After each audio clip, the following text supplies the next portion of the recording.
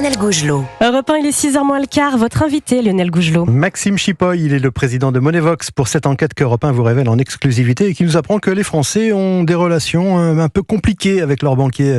Bonjour Maxime Chipoy. Bonjour. Merci d'être en ligne ce matin sur Europe 1 pour nous détailler cette enquête sur les rapports parfois, compliqués qu'entretiennent les Français avec leurs banques. Alors d'abord ce chiffre que vous publiez, 50% des Français estiment que dans leur relation avec leur banque, le banquier défend d'abord les intérêts de la banque. En fait, ils sont assez réalistes sur la réalité des métiers de la finance, les Français, Maxime Chipoy. Et oui, en effet, les illusions sont un peu derrière nous en ce qui concerne la relation entre les banquiers et leurs clients, puisque les banquiers que vous rencontrez tous les jours s'appellent des conseillers bancaires, ouais. Mais en réalité, la plupart d'entre eux, très souvent, sont avant tout des vendeurs et sont là pour vous vendre des produits sous une pression qui est pas forcément quelque chose qui leur plaît aussi, mais sous une pression des directions commerciales qui veulent absolument qu'ils fassent du chiffre. Ouais. D'ailleurs, un quart de ces personnes interrogées dans votre enquête, Maxime Chipoy, voient leur banquier comme un requin. Alors ça, c'est pas très glorieux. C'est vrai, j'imagine, pour les chefs d'entreprise ou les artisans qui ont connu des périodes difficiles, notamment avec le Covid ou dans le contexte de l'inflation. Alors, je pense malheureusement que c'est vrai pour un peu tout le monde, parce qu'en fait, quand on parle du banquier, il y a une image qui est assez trouble entre vraiment le conseiller bancaire du quotidien qui fait de la petite banque entre guillemets, de la gestion de compte, de la vente d'assurance vie ou de crédit, ouais. et les grands banquiers d'affaires qui eux sont de la grande finance internationale entre guillemets et qui parfois, quand ça se passe mal, peuvent provoquer des crises financières, des renflouements, des scandales, etc. Ce qui fait que cette image du banquier de manière générale est assez trouble et que au final les gens peuvent considérer que les banquiers sont des requins. Mais l'image par exemple du chef d'entreprise ou de l'artisan qui n'est pas, comme on dit, soutenu par sa banque, c'est pas une vue de l'esprit, c'est une réalité à laquelle sont confrontés beaucoup de Français.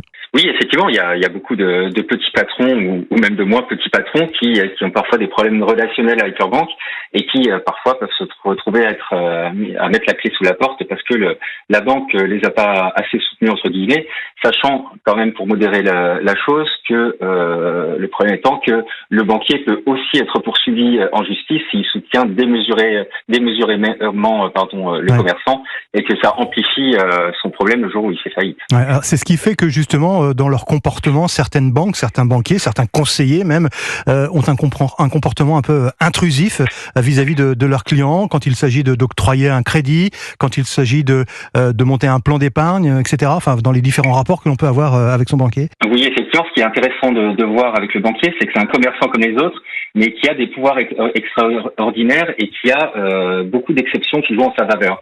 Et ce que vous décrivez, c'est un peu le rôle du juge du banquier. Le banquier se donne le rôle du juge. Ouais. C'est valable pour les crédits où, comme il prête de l'argent et qu'il prend un risque, il peut poser autant de questions qu'il veut et il a le droit de choisir ses clients.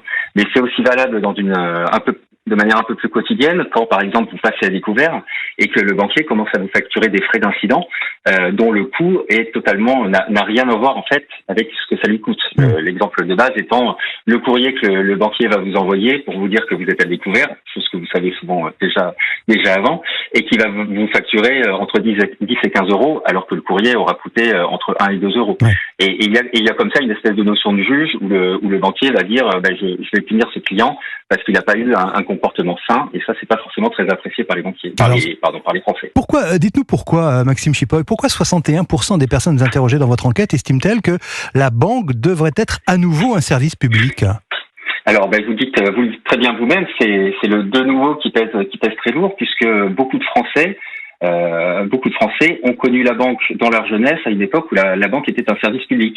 Dans les années 60, 70, 80, les banques étaient publiques et c'est justement à ce moment-là, dans ces années-là, que les Français ont été massivement équipés en compte bancaire. Ouais. À une époque où, comme c'était un service public, le banquier ne vous embêtait pas à essayer de vous vendre des choses, il se contentait de vous aider à gérer votre argent. Et on sent qu'il y a une certaine nostalgie de la part des Français sur ce sujet-là. Ouais, parce qu'on imagine qu'à travers une banque, entre guillemets, service public, on serait, quand je dis on, c'est les clients des banques seraient peut-être mieux conseillés, mieux protégés d'une certaine façon et non pas, dépendants d'exigences commerciales, quoi.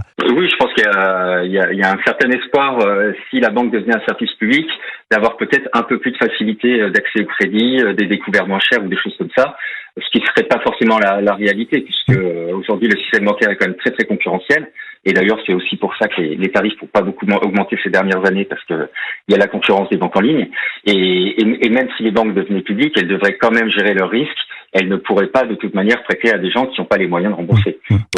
Donc c'est un espoir, mais malheureusement, je pense pas que ça changerait énormément. Oui, effectivement, c'est pas la tendance de toute façon des politiques publiques, évidemment. Un point que j'ai relevé dans cette enquête, Maxime Chipoy, cette profession de banquier, de conseiller bancaire, elle n'est pas à l'abri des incivilités, et même parfois d'une certaine violence finalement, encore une fois dans leur relation avec la clientèle. Oui, effectivement, les incivilités, ça fait partie du quotidien des conseillers bancaires en agence. Et c'est pour ça que quand on voit le banquier comme un privilégié, c'est quand même très très loin de la vraie vie. Les incivilités, il y en a plusieurs milliers chaque année, et le chiffre est assez stable. Ça tourne autour de 5-6 000 chaque année. C'est des choses que les banquiers vivent régulièrement. Bon, heureusement, la grande majorité des incivilités se limite aux insultes, ce qui est évidemment jamais agréable, mais n'a pas trop de conséquences. Mais ce qu'on remarque aussi, et c'est notamment tous les syndicats de conseillers bancaires qui voient ça, c'est que c'est avant tout les femmes qui sont victimes de ces incivilités, puisque elles sont 60% des conseillers bancaires aujourd'hui, et c'est quasiment 2/3 des agressions qui sont vécues dans les agences bancaires. Eh bien, merci Maxime Chipoy d'avoir été en ligne ce matin sur Europe 1, président, je le rappelle, de Monevox, à propos de cette enquête sur les rapports entre les Français, les clients des banques et leurs banquiers. Merci à vous, bonne journée. Merci, bonne journée.